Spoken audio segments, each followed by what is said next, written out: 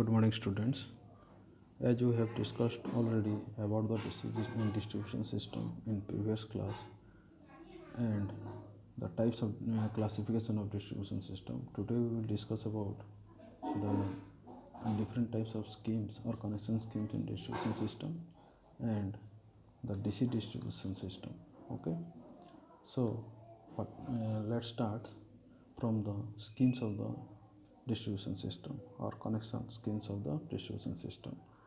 Actually, the distribution of electrical energy is done by constant voltage system. Okay, actually there are three types of connection schemes. First one is the radial system, second one is the ringman system, and third one is the interconnected system. So we will discuss one by one.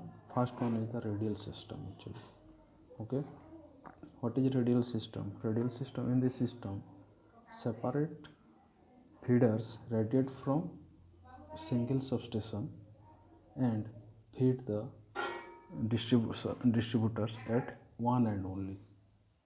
That is, from one substation there are different a number of feeders are out, and they feed the distributor from one end only.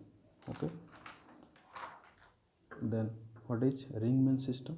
Ringman system is the system, the primaries of distribution transformers. Okay, in the ring system it forms a ring, and the ring is connected to the primary of the distribution transformers and form a loop.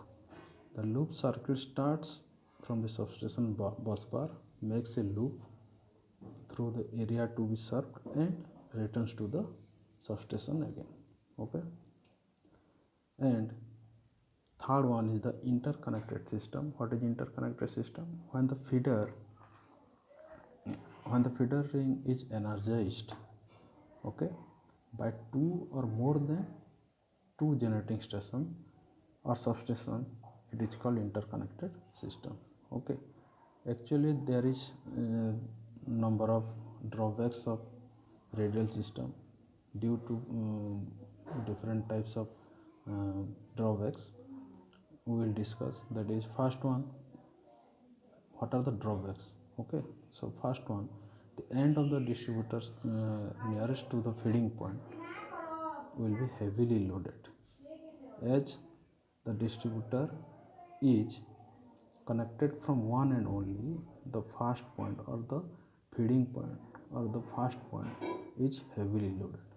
Okay, then second, as it is fed from one side only or one point only, when fault occurs in the distributor or in the load side, the total distributor will be affected and cuts off the supply to the consumer. Then third one, what is third one? The consumer side of the distant end of the distributor would be subjected to serious voltage fluctuation. This is the very important drawbacks actually, when the load on the distributor changes. Okay, then what is ringman system? Ringman system, actually there is some advantages of ringman system. What are the advantages?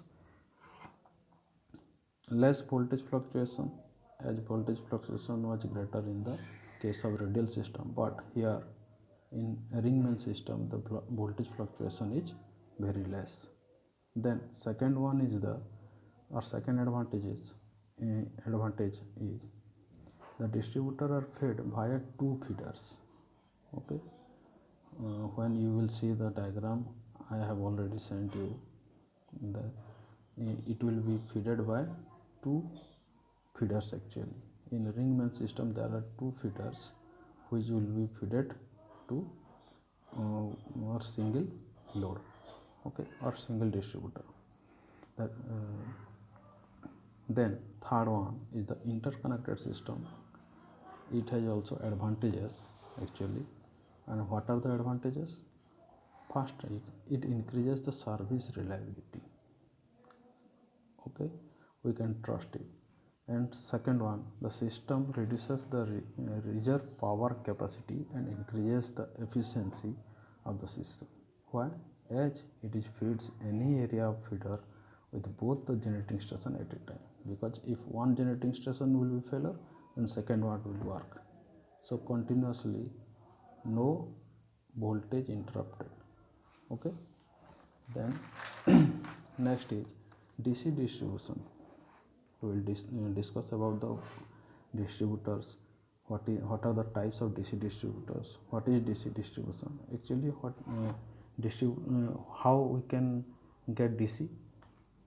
Now at time we will get DC from AC. How? By converting it AC to DC by using some converters like mercury arc rectifiers, rotary converters, or motor generator sets, etc. Okay, these are used to convert AC to DC. Then let's discuss about the types of DC distributors. Actually, there are 4 types of DC distributors. First one is the distributor fed at one end. Second one is the distributor fed at both ends, and third one distributor fed at the center, and fourth one is the ring distributor. Okay, distributor fed at one end means that is the distributor fed at one side. Okay, a distributor has two sides, starting point and ending point. So one end will be fed. Then distributor fed at both sides, and the distributor will be fed in the first and end point in both sides. And third one is the distributor at the center. Okay, so we will discuss it elaborately. Okay, in the next class we will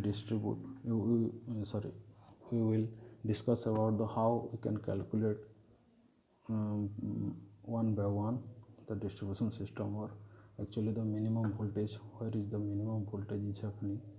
Okay, so first one is the distributor fed at one end. Okay, in distributor fed at one end, what are the points? Actually, let's discuss about. Current at various section away from feeding point goes on decreasing.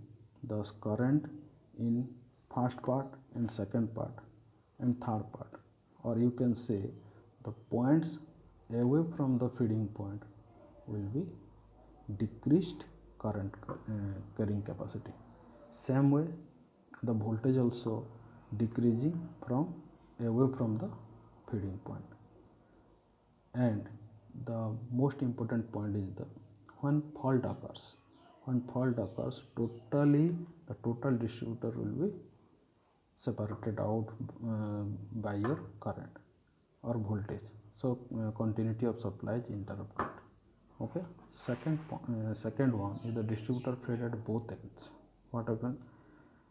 It has also advantages, because in one end there are some drawbacks are there, limitations are there, but in distributor fed at both ends there is some advantages. If a fault occurs on any feeding point of the distribution, the continuity of supply is maintained from the other feeding point.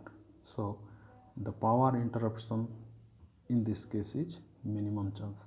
Second one, in case of fault on any section of the distributor, the continuity of the supply is maintained from the other feeding point. Okay, as I told you. Then third is the area of cross section required for doubly fed distributor is much less than that of single fed distribution. That is, in fed at one end and fed at two end or both ends, there is area consumption by the one end is larger than the area consumption by the both ends. Okay. And third case, that is fed at the center. If we will fed at the center, it would behave like the two distributors are fed at a common point, that is in the middle point. Okay. And fourth one is the ringman system. What is in ringman system? Ringman system, that is a ring feeder will be fed by, or a ring distributor will be fed by a feeder, and from the ring there are loads are tapped off. Okay, so Here distributor is in the form of a closed string. It is equivalent to a straight distributor fed at both ends with equal voltages. The two ends being brought together to form a closed string. The distributor ring may be fed at one or more than one point. Okay, so this is all about the connection scheme and the DC distribution. In next class we will discuss, or we will actually calculate about the calculations, the numeric part. Okay, so that's all for today. Bye. Stay home, stay safe.